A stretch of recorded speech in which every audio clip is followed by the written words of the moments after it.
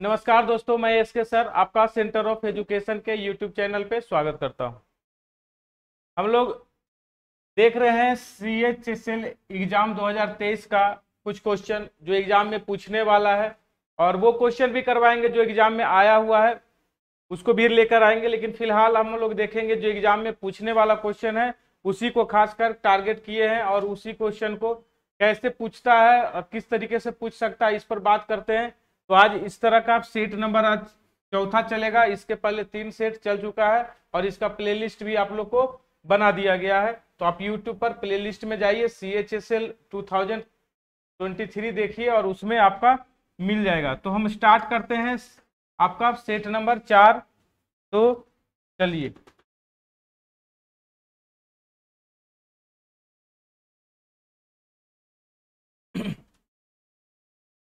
Question को पहले पढ़िए पढ़िए उसके बाद देखिएगा क्वेश्चन क्या पूछ रहा है, क्या आपसे एग्जाम में पूछने वाला है और क्या क्या इससे आ सकता है। तो सबसे पहले जो दिया हुआ है x⁴ plus x² y² plus y⁴ is equal to 18/289, और उसके बाद दिया हुआ x² plus xy plus y² बराबर 3/17।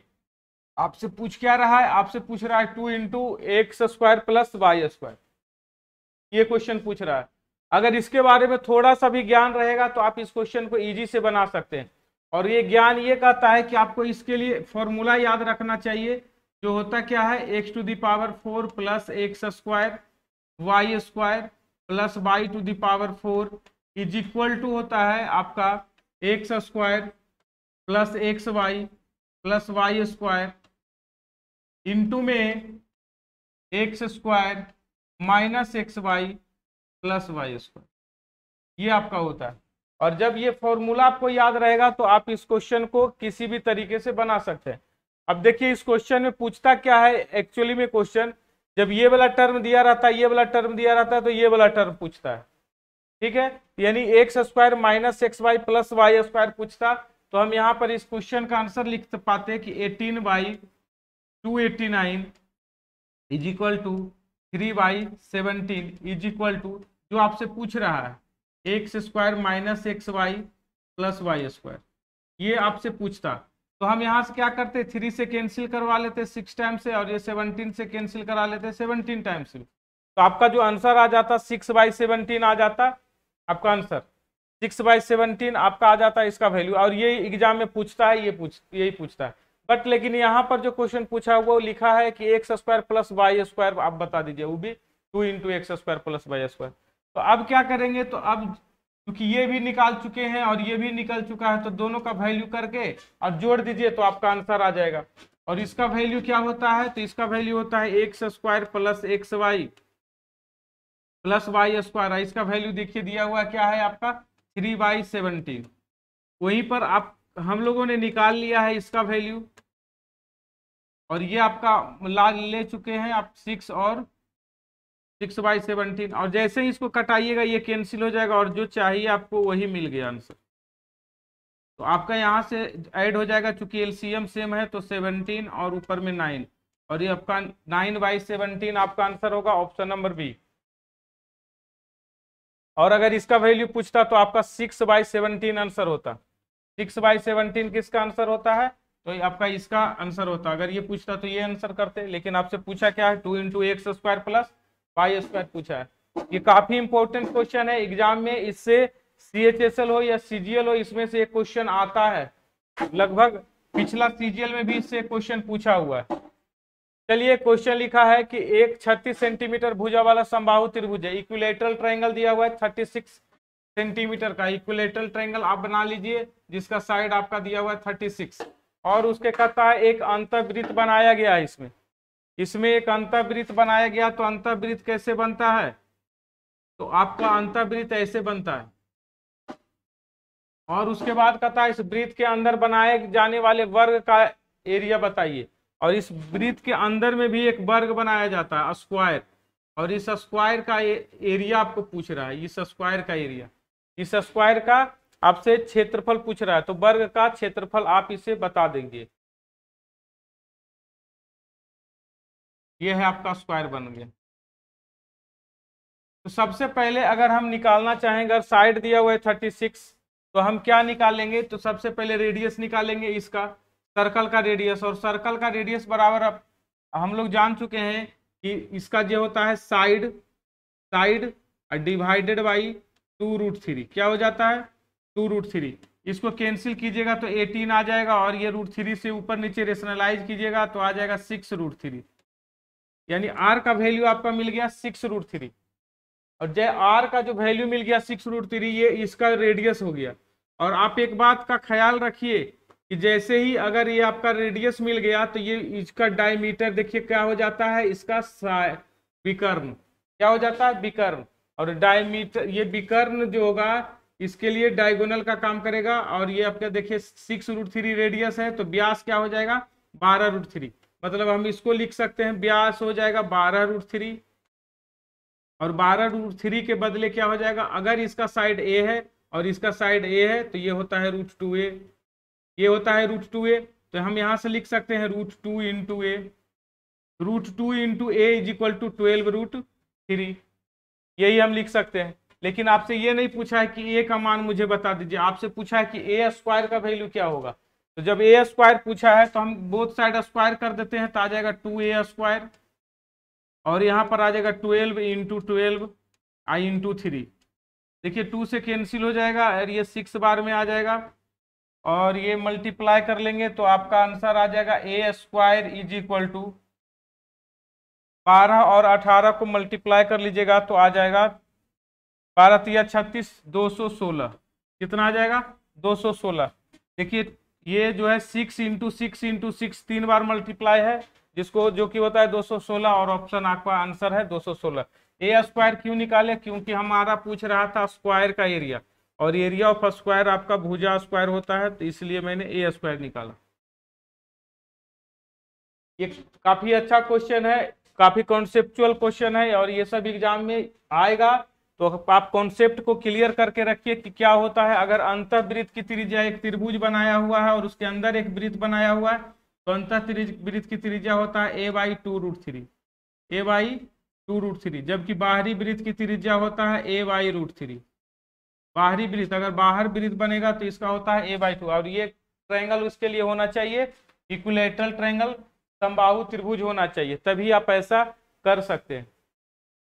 देखिए आगे नेक्स्ट क्वेश्चन जो है लंबा चौड़ा क्वेश्चन आपका दिया गया है, लिखा है कि 80 छात्रों की कक्षा में रेशियो दिया हुआ है, क्या है शहरी से ग्रामीण का अनुपात। देखिए ये शहर का है लोग और ये ग्रामीण का लोग, मतलब अगर हम बोले विलेज, एक सिटी वाला लोग है और दूसरा विलेज वाला लोग है, इसका रेशियो दिया हुआ है 5:3 का। क्या दिया हुआ है रेशियो, शहरी और ग्रामीण का रेशियो 5:3 है, और टोटल जो है 80 है।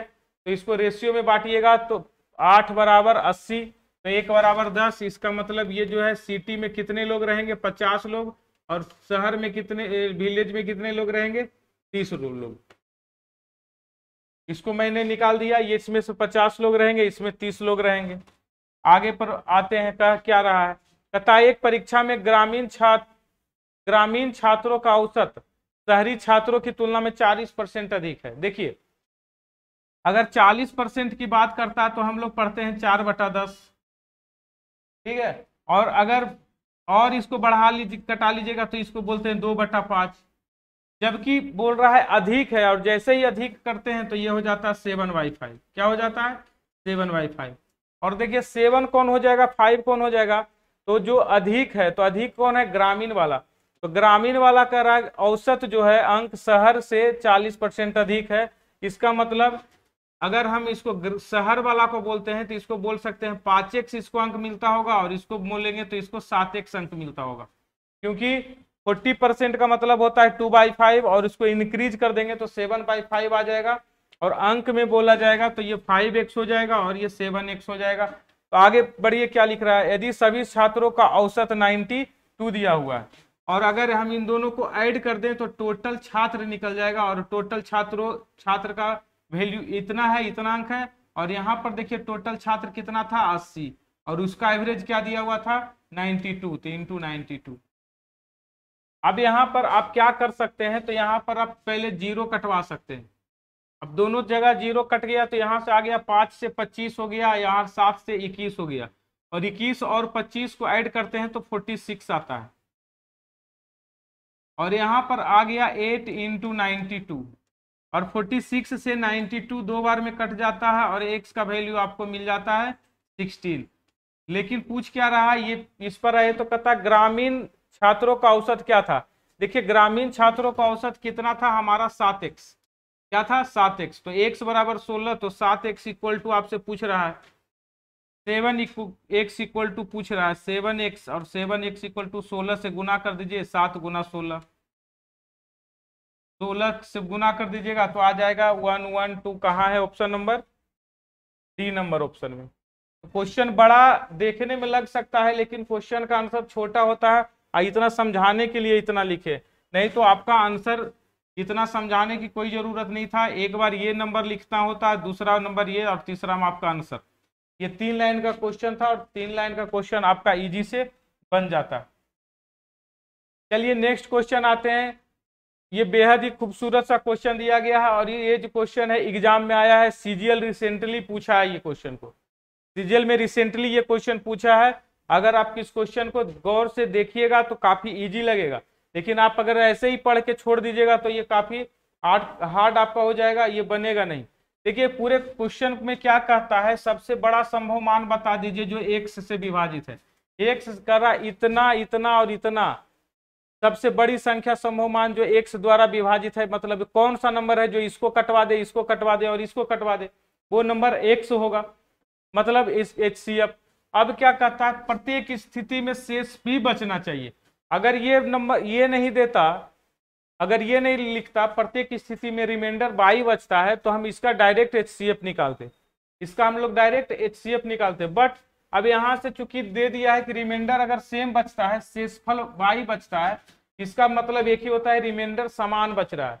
रिमाइंडर समान बचता है तो उसका एक ही तरीका है कि आप सबसे पहले सभी नंबर को आप क्या लिख दीजिए 35 36 5247 8669, और क्या कीजिए ये दोनों को घटाइए, ये दोनों को घटाइए और इन दोनों को घटाइए, और घटाने के बाद HCF निकालिए। तो सबसे पहले इन दोनों को घटा रहे हैं, तो 9 में से 7 घटता है 2, 6 में से 4 घटेगा 2, 6 में से 2 घटेगा 4, और ये 8 में से 5 गया 3, और यहां से घटाइएगा तो आ जाएगा 1 1 आपका 7, और ये आपका आ जाएगा 1। इस तरह से आप हम 2 ही नंबर निकाल पाए, लेकिन एक और नंबर निकालिएगा तो ये और बड़ा नंबर आएगा, मतलब कि इससे भी बड़ा नंबर। और एक चीज आप देख लीजिए 17 11 से ये नंबर कट रहा है, मतलब एक नंबर और आएगा ये दोनों को माइनस करने के बाद, और ये एक नंबर, 2 नंबर और एक 3 नंबर, तीनों नंबर का HCF जो होगा वही आपका x का मान होगा। तो जब यहाँ पर इससे ये कट जा रहा है और इससे ये भी आगे वाला भी कटना ही है, क्योंकि जब ये कट जा रहा है तो आगे वाला भी कट जाएगा। अगर हम नहीं निकालना चाहते तो कोई दिक्कत नहीं है, तो क्या करेंगे आपका HCF जो आ जाएगा वो आ जाएगा 1711। ये आप कॉमन सेंस यूज कीजिएगा तो बन जाएगा इजी से। हम थर्ड टर्म नहीं भी निकाल रहे हैं फिर भी हम कर रहे हैं, देख रहे हैं यहाँ से कट जाएगा, देखिए 17 दूना 34, 11 दूना 22 कट जा रहा है, मतलब HCF ये है। और जिससे ये नंबर कट जाता है वो क्या कहलाता है, आपका x का वैल्यू, क्या आपका क्या कहलाता है, x का वैल्यू, ये x का मान आ गया आपका। और लेकिन x का मान आपसे नहीं पूछा, बोल रहा है x और y का योग बता दीजिए। जब x का मान आपका आ गया तो y का मान आप कैसे निकाल सकते हैं, तो आप इसको भागा दे के y का मान निकाल सकते हैं। किसी नंबर में आप भागा दे दीजिए, किसी में दे दीजिए, तो हम सबसे जो छोटा है उसी में देते हैं 3 5 3 6, और ये देखिए 2 बार में लग जाएगा, और ये 17 आ जाएगा, 17 दूना 34, 11 दूना 22, और जो रिमाइंडर आपका मिल रहा है वो मिल रहा है 411, 114 आपका मिलेगा रिमाइंडर, और ये आपका यही रिमाइंडर आपका y का वैल्यू होगा। अब आप देख लीजिए x का वैल्यू क्या आपका मिल गया ये, और y का वैल्यू मिल गया ये, और ये दोनों को बोल रहा है जोड़ दीजिए, तो जोड़िएगा तो 4 और 1 5, 1 1 2, 7 1 8। अब देखिए 8 2 है ना 1825 ऑप्शन नंबर 1, दोनों को ऐड करने के बाद 1825 आपका आ रहा है, और ये ऑप्शन नंबर 1 में दिया गया है, यही आपका आंसर है। बहुत ही अच्छा क्वेश्चन पूछा एग्जाम में, और ये क्वेश्चन इधर रिसेंटली सीजीएल में पूछा है, तो उम्मीद है कि ये इस टाइप का क्वेश्चन आपको सीएचएसएल में पूछ सकता है। तो बहुत आगे बढ़ते हैं। क्वेश्चन लिखा है, एक ठोस समवृत्ताकार बेलन का वॉल्यूम दिया। वृत्त का वृत्ताकार वॉल्यूम जो होता है, अगर आप बात करते हैं तो यहाँ से अगर इसका रेडियस आर है और ऊंचाई एच है, तो वॉल्यूम बराबर हम लोग पढ़ते रहते हैं, क्या पढ़ते हैं भाई, pi r square i into h, क्योंकि ये सिलेंडर है और सिलेंडर का वॉल्यूम यही होता है। और इसमें दे चुका है कुछ, हाइट दे दिया है, ये दे दिया है 4466 is equal to 22/7 into r square i into h का जो वैल्यू दिया हुआ है 29।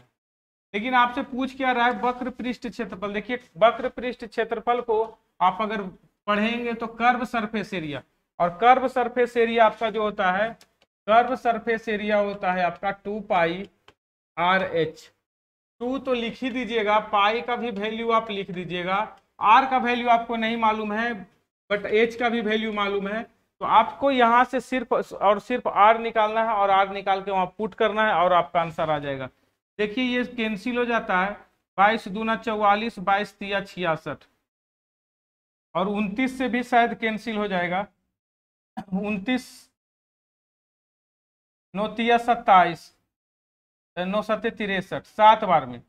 इस तरह से R इक्वल टू आपको मिल जाएगा, क्या मिल जाएगा, 7 इंटू 7 का अंडर रूट इक्वल टू 7। देखिए R का वैल्यू आपका मिल गया 7।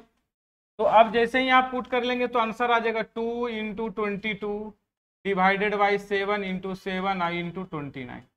फिर से आपका आंसर आएगा यही 44 इंटू 29, 44 इंटू 29, और यही आपका आंसर है। इसको मल्टीप्लाई कर लीजिए, 9 चौका 36, एक ही ऑप्शन में दिया हुआ है 1276, 9 चौका 36 एक ही ऑप्शन में दिया है। ये सिंपल क्वेश्चन था, ये कई बार एग्जाम में आ चुका है, और ये कई जो ये क्वेश्चन कई बार एग्जाम में आ चुका है, तो कुछ उस क्वेश्चन का आने की संभावना और ज्यादा रहता है। देखिए ये क्वेश्चन है, इस क्वेश्चन को कई बार आप बना चुके हैं और उसी तरीके से बनाएंगे जैसे पहले बनाते आप आ रहे हैं। क्या किया जाएगा, ऊपर और नीचे x से डिवाइड कर लीजिए, ऊपर और नीचे दोनों साइड अंश और हर को x से डिवाइड कर लेंगे, तो मिल जाएगा आपको यहाँ पर क्या, आपको मिल जाएगा एक्स क्यू प्लस 1/x3। नीचे क्या मिल जाएगा भाई, x प्लस 1/x प्लस 3 मिल जाएगा। बस आप इसका फॉर्मूला लिखिए और आपका आंसर मिलेगा। और इसका फॉर्मूला जो होता है x प्लस 1/x का होल क्यू होता है -3 into x plus 1/x divided by, अगर इसका वैल्यू पुट कर देंगे यहाँ पर, देखिए x प्लस 1/x का वैल्यू 17 है, और 17 और 3 20 हो जाएगा। पहले इसको सोल्व कर लेते हैं, तो 17 का क्यूब -3 इंटू 17, और 17 का क्यू जो होता है, आप ऐसा करिए, अगर क्यू नहीं कर सकते तो 17 कॉमन कर लीजिए, तो 17 का स्क्वायर 289, अब -3 हो जाएगा, और डिवाइडेड बाई 20। एक बार इसको और सोल्व कीजिए, यहां से आ जाएगा 17 इंटू, इसको माइनस कर लीजिएगा तो यहां से आएगा 286, और 286 को 2 से कटा लीजिएगा तो आ जाएगा 243, और यही डिवाइडेड बाई 10। अब यहां से जो आपका आंसर आएगा वो 7 तिया 21, और लास्ट में 1 आएगा। देखिए दो जगह 1 आ रहा है, तो फिर मल्टीप्लाई करना पड़ेगा।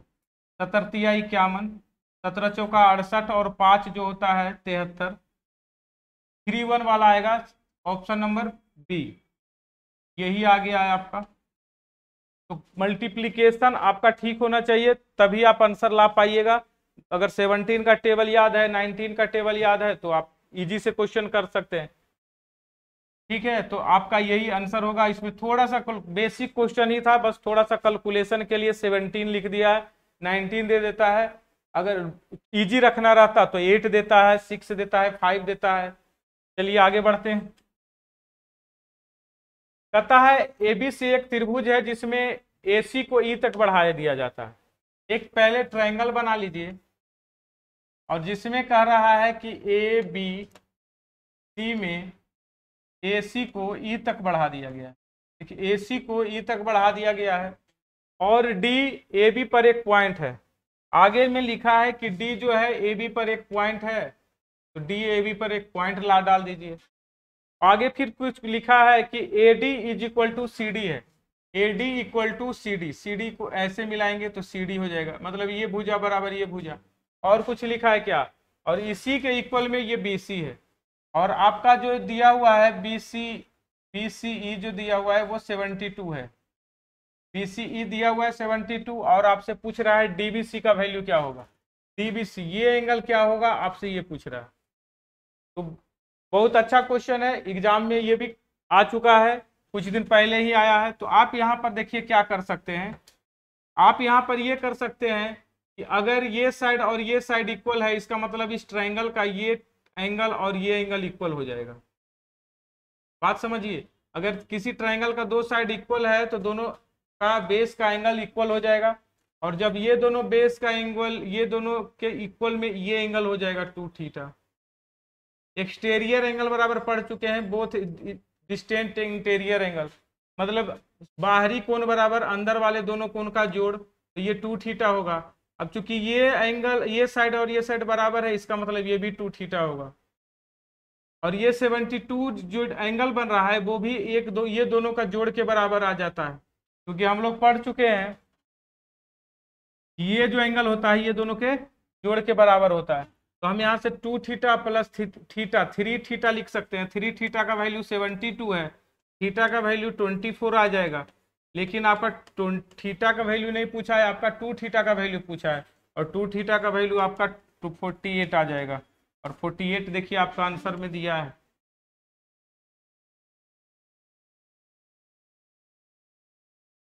ज्योमेट्री का क्वेश्चन था, ज्योमेट्री का ट्रायंगल का क्वेश्चन काफी पूछता है एग्जाम में। ये भी एक सर्कल का क्वेश्चन है, सर्कल में उभयनिष्ठ जीवा का उभयनिष्ठ टेंजेंट के बारे में, स्पर्श रेखा के बारे में लिखा है। और सबसे पहले आप इसके बारे में जानकारी रखना चाहते हैं तो आप सबसे पहले रखिए कि अगर एक ये है और दूसरा ये है, और ऊपर वाला ही सिर्फ पूछे टेंजेंट, तो इसका क्या होता है टेंजेंट बराबर, तो ये हो जाता है रूट अंडर डी स्क्वायर। देखिए दोनों के सेंटर के बीच का जो डिस्टेंस को हम लोग डी बोलते हैं, और ये बड़ा आर हो जाएगा और एक छोटी आर हो जाता है, तो हम यहाँ से बोलते हैं डी स्क्वायर माइनस बड़ी आर माइनस छोटी आर का होल स्क्वायर। ये ऊपर वाला टेंजेंट का कहानी है। जबकि अगर नीचे अगर स्लैंट टेंजेंट की बात किया जाए तो इस टेंजेंट की कहानी अगर पूछता है तो टेंजेंट बराबर root under d square minus बड़ी आर प्लस छोटी आर का होल स्क्वायर, ये आपका होता है। और इस कहानी में आपका यही दिया हुआ है, डी का वैल्यू दिया हुआ है कितना, यही इस कहानी में डी का जो वैल्यू दिया हुआ है 14 दिया हुआ है, और दो रेडियस, एक रेडियस आपका दे दिया है 6 और दूसरा रेडियस आपका दे दिया है 5। तो और आपसे पूछ क्या रहा है, स्पर्श रेखा, प्रत्यक्ष स्पर्श रेखा यानी डायरेक्ट टेंजेंट के बारे में, और ट्रांसवर्सल कॉमन टेंजेंट का रेशियो पूछ रहा है, मतलब इसका और इसके बीच का रेशियो। तो सबसे पहले इसका लिखिएगा, तो लिखिएगा root under d square means 14 का स्क्वायर माइनस दोनों के बीच का अंतर, देखिए 6 और 5 के बीच का अंतर होता है 1, और 1 का square divided by root under 14 का स्क्वायर माइनस दोनों के बीच दोनों का जोड़ दे दीजिएगा तो 11 का स्क्वायर हो जाएगा। यही आपका आंसर आ जाएगा। 14 का स्क्वायर 196 होता है, यानी 193 डिवाइडेड बाई 14 का स्क्वायर माइनस 11 का स्क्वायर हो जाएगा आपका 121, 194 माइनस 121, ठीक है। और ये अंडर रूट पूरा में चला जाएगा, क्या हुआ,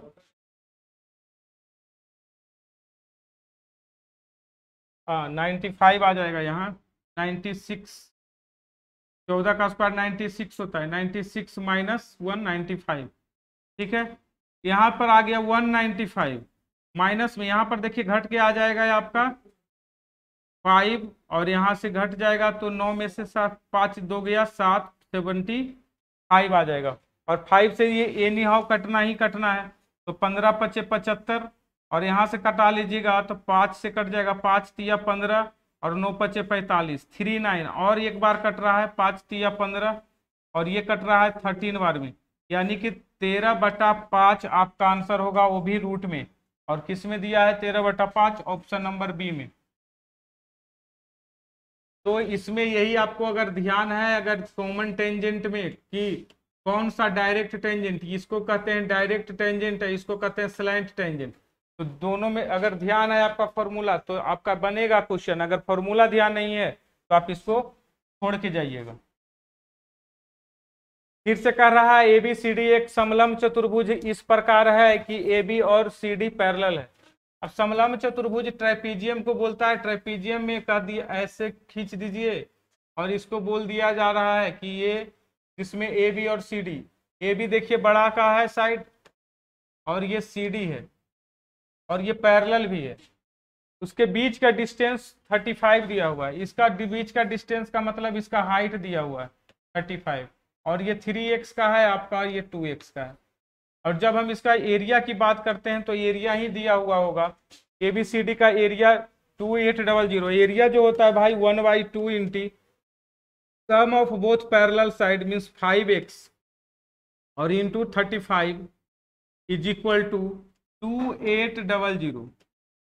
और जो कट सकता है आप उसको कटा लीजिएगा, तो आप 7×5 = 35 कटा सकते हैं और ये 7×4 = 28 कट जाएगा और 5 से कट जाएगा 4 बार में 25×4।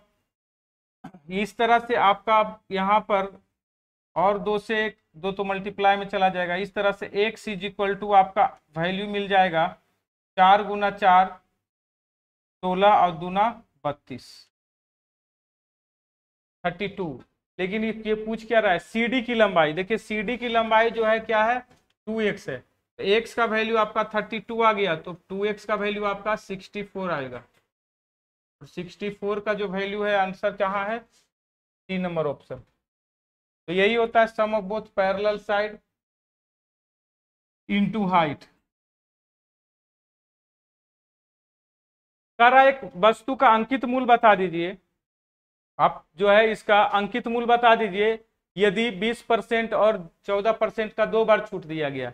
अब भी अंकित मूल अगर ये हमारा x है और इसमें अगर 20% छूट दे देता है तो हम इसको लिख सकते हैं 20% छूट को 4/5 लिख देते हैं, छूट देने के बाद जो बचता है, और अगर 14% कोई छूट दे देता है तो हम 86/100 लिखते हैं और ये C के इक्वल टू लिखा है 598.56, ये लिख दिया है।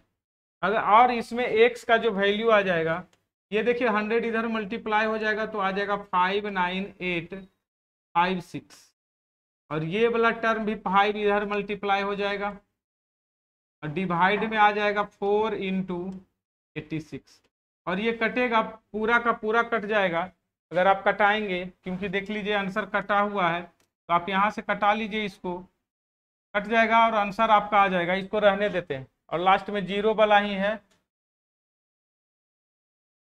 चलिए आज का लास्ट क्वेश्चन है और लास्ट क्वेश्चन पढ़िए एक अच्छे तरीके से, क्योंकि ज़्यादा कुछ में कम और कुछ में ज़्यादा वाला। सबसे पहले इस क्वेश्चन को कर लीजिए, पढ़ लीजिए, पढ़ने के बाद तब क्वेश्चन को बनाया जाएगा। कहता है पंकज राम से ज़्यादा कुशल है, ज़्यादा कुशल मतलब कैपेसिटी की बात कर रहा है। फिर ललित के बारे में बोल रहा है, ललित राम की तुलना में 20% कम कुशल है। तो एक तो ललित है, दूसरा राम है और तीसरा पंकज है। तो अगर हम बात करते हैं कैपेसिटी की, अगर ललित का कैपेसिटी 100 है, ललित राम की तुलना में 20% कम, राम की तुलना में 20%, राम अगर 100 है तो ललित आपका कितना हो जाएगा 80 हो जाएगा। इसका कैपेसिटी की बात कर रहा है। आगे देखिए पंकज राम से 40% अधिक कुशल है, पंकज जो है राम से 40% अधिक कुशल है, तो ये 140 हो जाएगा और कट रहा है तो कटा सकते हैं और कैपेसिटी आपका आ गया 4 5 7, 4 = 5 = 7, यही आपका कैपेसिटी आ गया। यानी सबसे ज्यादा कैपेसिटी पंकज का है और सबसे कम कैपेसिटी ललित का है। कहता हुए 7 काम करते हैं तो 12 दिनों में कर सकते हैं। अगर 7 काम करता है तो इसका टोटल का कैपेसिटी को ऐड कर दीजिए और टोटल का कैपेसिटी को ऐड कर देंगे तो 7 5 12 4 16 हो जाएगा टोटल का कैपेसिटी। और दिया हुआ है कि 16 कैपेसिटी वाला जो है ना, जो काम करता है वो 12 दिन में करता है। 16 कैपेसिटी वाला जो है 12 दिन में काम करता है। तो पंकज के बारे में पूछ रहा है, तो पंकज का जो कैपेसिटी है वो 7 है, तो पंकज का जो कैपेसिटी है 7 है, तो पूछ रहा है 7 कैपेसिटी वाला कितना दिन में करेगा। तो 7 कैपेसिटी वाला डिवाइडेड बाई 7 दिन में करेगा, लेकिन ये 7 दिन में करेगा तो टोटल काम को करेगा इतना दिन में। लेकिन आपसे टोटल काम नहीं पूछ रहा है, जब पूछ रहा है 70% काम कितना दिन में करेगा। तो अगर ये 100% काम इतना दिन में करता है तो 70% काम 7/10 दिन में करेगा, और ये कैंसिल हो जा रहा है। और इसको डिवाइड कर लीजिएगा, मल्टीप्लाई कर लीजिएगा, तो 16 दूना 32, डिवाइड में देखिए 5 भी है और 10 भी है, तो एक बार कटा ही लीजिए आप। और 16 5 80, 16 6 96, 96/5 आएगा। और 96/5 देखिए यहां से आपका